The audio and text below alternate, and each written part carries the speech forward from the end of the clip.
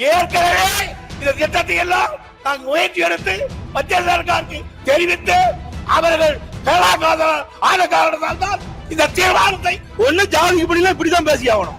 வேற எப்படி பேச முடியும்? சரக்கு இருந்தாலும் பேச முடியும். ஊழல் என்ன சட்டமன்றம் தானே, ஒரு மூத்த உறுப்பினர் மற்றவருக்கு வழிகாட்டியா இருக்கணும். இதுக்கெல்லாம் பயப்பட மாட்டேங்க.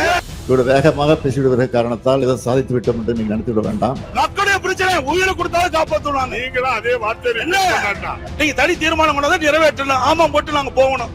எதையுமே சொல்லக்கூடாது, எதையும் விளக்க கேட்க கூடாது. என்னங்க நியாயம்? அவை முன்னவர் உட்காருங்க.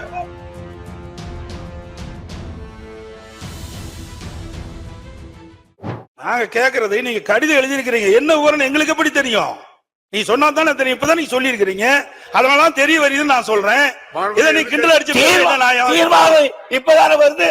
இப்பதான் கடிதம் நாங்க அங்க இருந்த கடிதத்தை உங்களுக்கு கொண்டு அனுப்பணுமா? இல்ல அவங்க அதாவது நீங்க சொன்னது அவங்க என்ன சொன்னா தெரிய வருகிறேன்னு தான் நீங்க சொல்ல முடியும். உங்களுக்கு கவனத்துக்கு நாங்க தரலங்கிறத அவை முன்னவர் தெளிவுபடுத்திட்டாங்க. எங்களை பேச விடுங்க பேரவைத் தலைவர்களே, பேரவைத் தலைவர்களே. தாங்கள் எழுதிய கடிதம் எங்களுக்கு எப்படி தெரியும்? நீங்கள் அதை வெளியிட்டு எங்களுக்கு தெரியும். அதான் தெரிய வருகிறது நான் சொல்றேன். தெரிய வரி சொல்ல மாட்டேன் விளக்கம் நீங்க சொல்லி இருக்கிறீங்க. அதைத்தான் அவங்க பதிவு பண்ணாங்க. நீங்க இப்படித்தான் எழுத முடியும்னு சொன்னாங்க. அவை எதிர்கட்சி தலைவர்கள் அனுபவமிக்கவர், முதலமைச்சர் இருந்தவர், அமைச்சராக இருந்தவர். நீங்க முதலமைச்சராக இருக்கும்போது மத்திய சர்க்காருக்கு எத்தனையோ கடிதங்கள் எழுதினீங்க. அதுல ஒன்னாவது எங்களுக்கு கொடுத்துருக்கீங்களா? இன்னைக்கு சார் அரசு சார் ஒரு அரசு இன்னொரு அரசு சீஃப் மினிஸ்டர் பிரைம் மினிஸ்டர் எழுதினார், அது உங்களுக்கு அனுப்பணுமா? சார் நியாயமா இருக்கு. நீங்க ஒண்ணு கேட்கற சார், இது ஆதரிக்கிறீங்களா எதிர்க்கிறீங்களா சொல்லி விடுங்க சார், முடிச்சிடலாம்.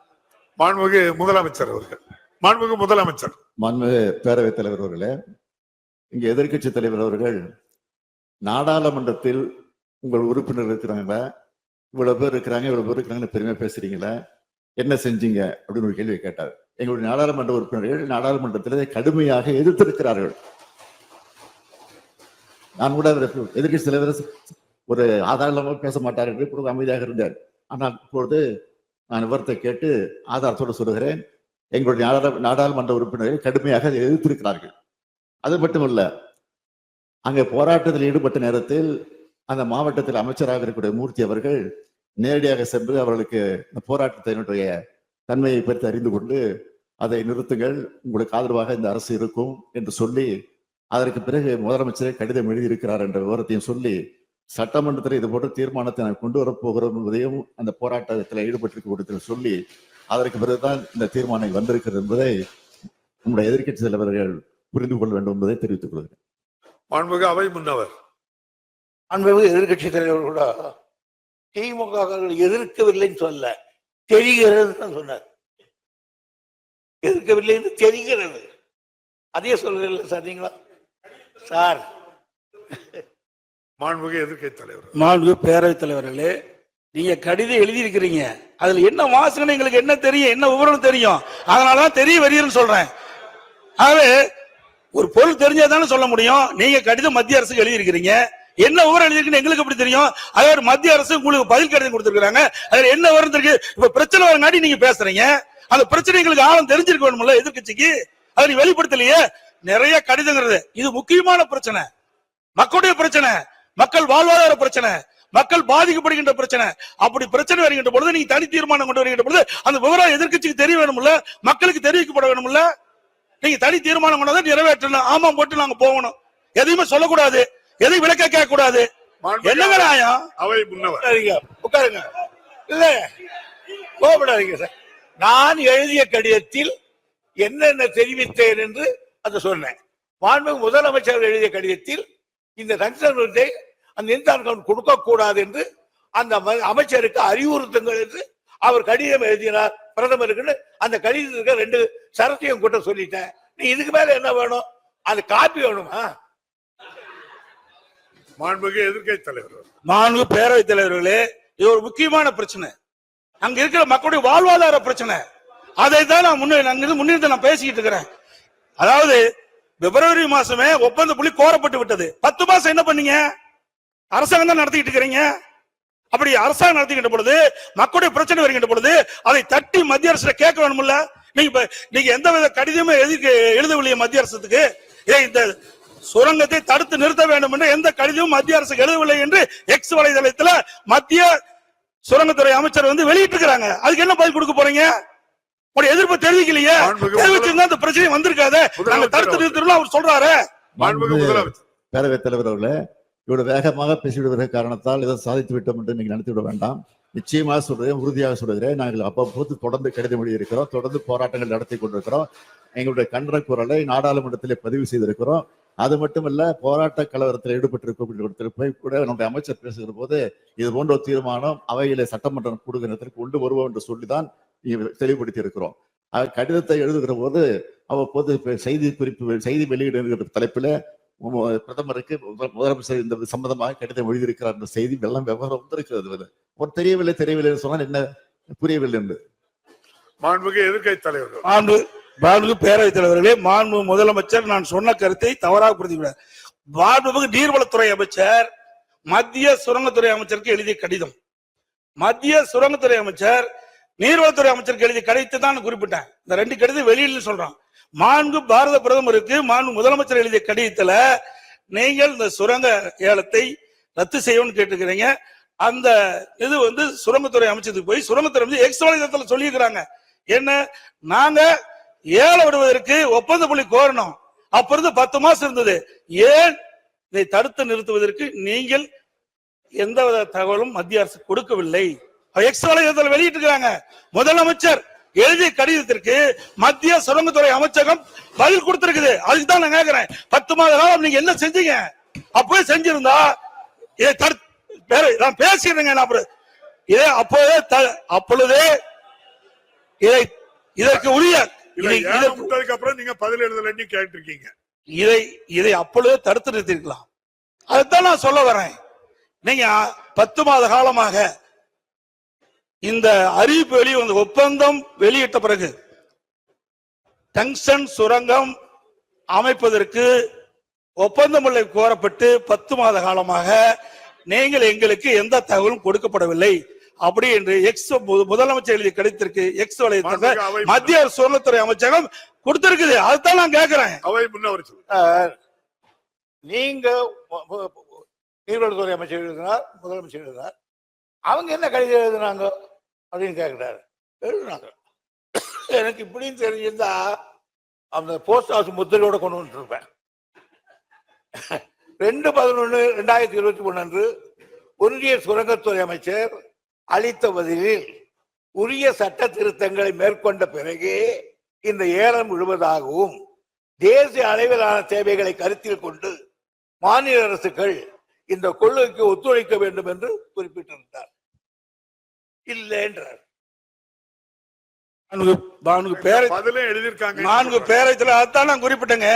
இங்க பேசி பிரயோஜனம் இல்ல, நாடாளுமன்றத்தில் பேச வேணும்.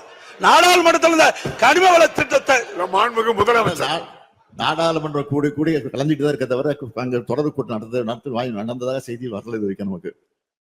ஆனா கிடைக்க நேரத்தெல்லாம் பயன்படுத்தி அதை எதிர்ப்பு தெரிவிச்சிருக்கிறோம். நாடாளுமன்றம் கூடுகிறது, அதற்கு பிறகு அங்க அவையை ஒத்தி வைக்கப்படக்கூடிய சூழ்நிலை நடந்துகிட்டு இருக்க தவிர தொடர்ந்து நடந்துகிட்டு இல்ல. இது எதிர்க்கட்சி தலைவர் அவர்கள் பத்திரிகையிலும் படிச்சிருப்பார் நினைக்கிறேன். திடீர்னு ஒரு நாள் ஒரு 100 பில்லை பாஸ் பண்ணி விட்டுருந்தாங்க நாடாளுமன்றத்தில். பேரத்தில் 2023ஆம் ஆண்டு நாடாளுமன்றத்திலே கனிம திருத்த சட்டத்தை கொண்டு வந்து 2023ஆம் ஆண்டு இப்ப இல்ல. பேரத்தில் அப்ப எதிர்ப்பு தெரிவிச்சிருக்கிறோம்.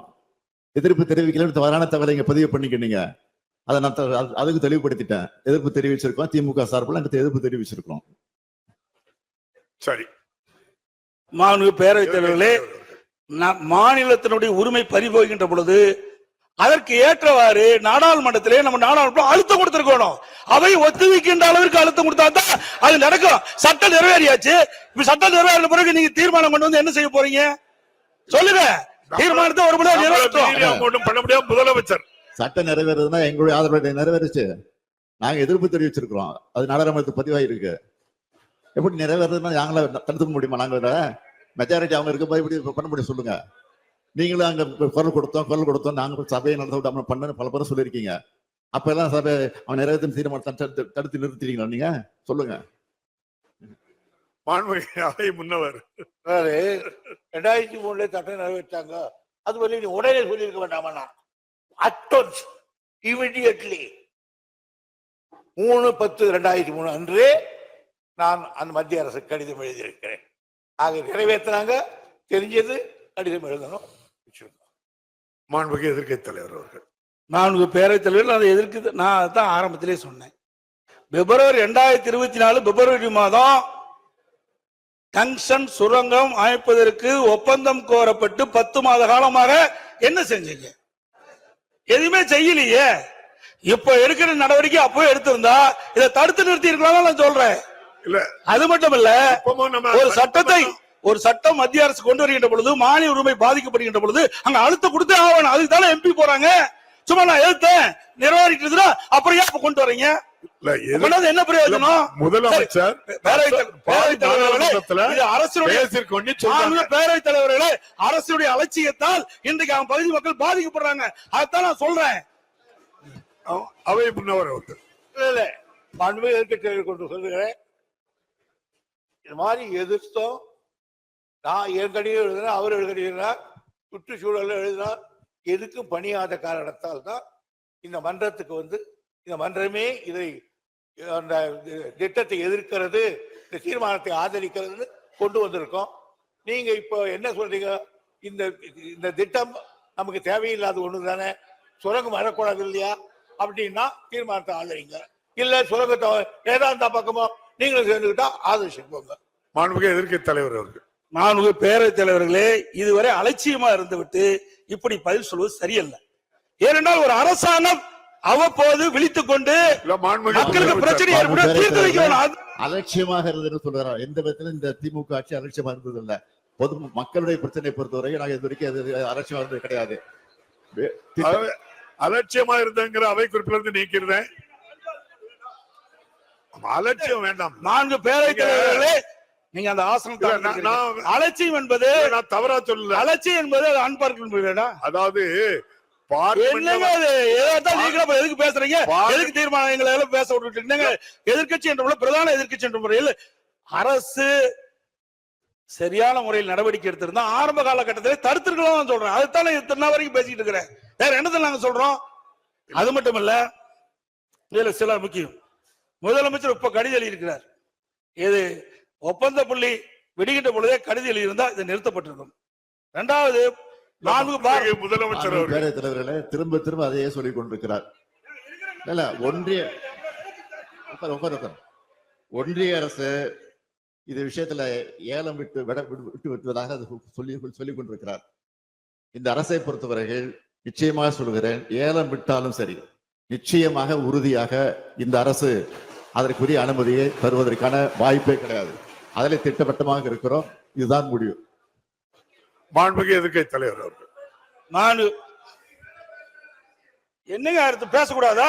பேசுங்க. நீங்க மக்களுடைய பிரச்சனைங்க சட்டமன்றத்தில் பேசி தயவு செய்து அமைதியா இருங்க, உட்கார்ந்துட்டு பேசண்டா. நீங்க மாண்புமிகு பேரவைத் தலைவர்களே, நான் அவையுடைய கவனத்திற்கு கொண்டு வருவது, இதையெல்லாம் முன்கூட்டியே நடவடிக்கை மேற்கொண்டிருந்தால் இவ்வளவு பிரச்சனை வந்திருக்காது. மக்களும் போராடி இருக்க மாட்டாங்க. அதைத்தான் அரசுடைய கவனத்துக்கு கொண்டு வர்றேன்.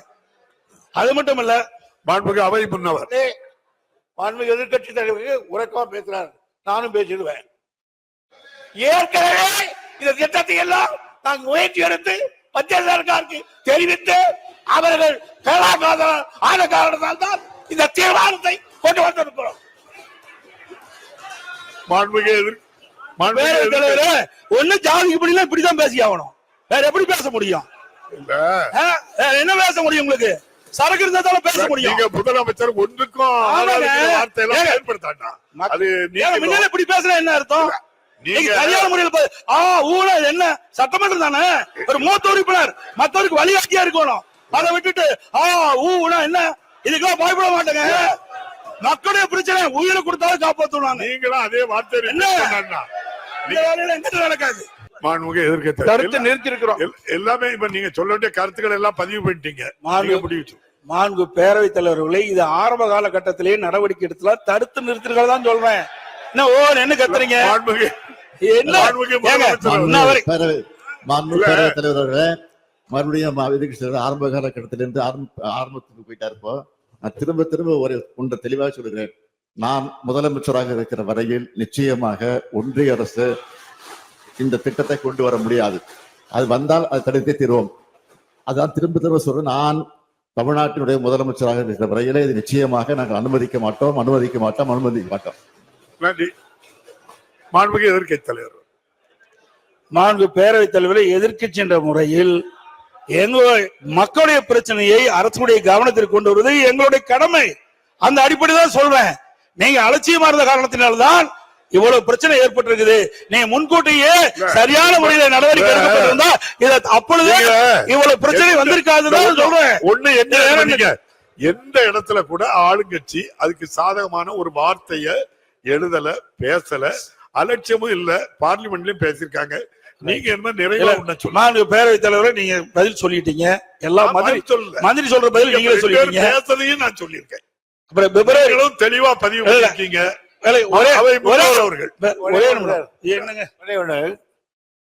மாண்புமிகு முதலமைச்சர் இந்த மாபெரும் சபையில் 3 தரம் நான் முதலமைச்சராக இருக்கிற வரையில் மத்திய சர்க்காரே அதை கொண்டு வருகிறது என்று சொன்னாலும் சரி, அதை நான் இங்கு நடத்தப்பட மாட்டேன் என்று பிரகடனப்படுத்தி இருக்கிறார்.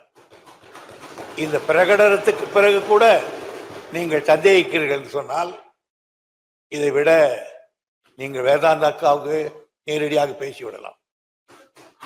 மாண்புமிகு எதிர்க்கட்சி தலைவர், பேரவைத் தலைவர் அந்த நிறுவனத்திற்கு ஆதாரமாக எங்களுக்கு அச்சம் ஏற்படுது. ஏன்னா 10 மாசம்